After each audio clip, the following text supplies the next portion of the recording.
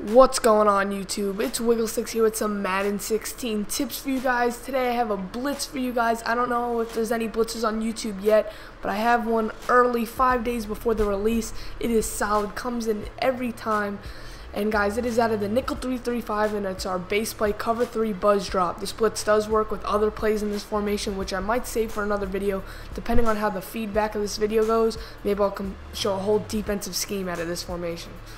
So as you saw, we showed you how it looks stock, but the first thing we're going to want to do is baseline to give us that same look every time. Then we're going to want to global blitz the right outside linebacker, and then we're going to want to contain the defensive ends. Well, just click contain and it'll wind up containing a linebacker and a D-end, which is what you want. And then you spy the defensive end on the left. I like to use the safety and bring them up. Obviously, I can't use them while controlling both offense and defense. But here you guys go. We're going to get a look at this blitz.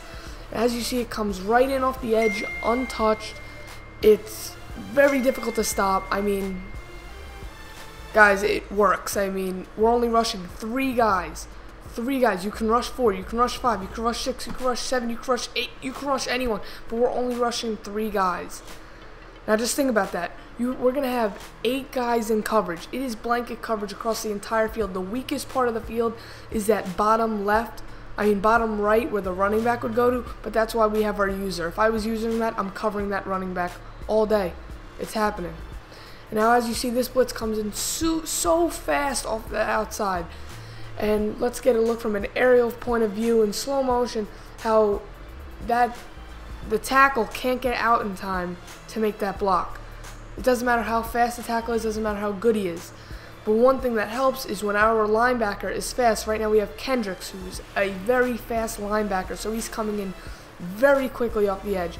It doesn't need to be a skilled linebacker, just fast. Let him come in and make the tackle. It's going to happen all day. And one benefit, even though the flat is a little open on this play, but we're not usering, so it would be shut down if we were usering.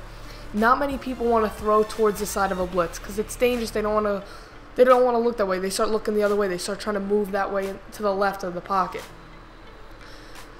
But our user defense, we'd cover the flat. We'd be good. But now when defending the run, and I'm not talking about from shotgun to where we can just stay in our normal set. We just like to make a small change when we're coming into the nickel 335 against I like to call it like a strong running formation where they have a fullback, a tight end out in the field. What we like to do, we like to follow the same steps where we baseline, we global blitz the right outside linebacker, we contain, then we spy the defensive end, but then we shift our guys. So what we do is we take our cornerback and bring him up, we take our safety and move him over the middle, and then bring our user down. So we bring more guys into the box, as you see I'm doing right now. We bring more guys into the box to make sure they can get a play on the ball faster. You can do this when defending like in shotgun formations too, like the pass. If you like that look better, it works the same. And as you see, our guys get right in and make stops on the ball. It's very difficult to run to the outside in this formation on both sides. Even with that spy on the left, it's difficult to run to the left.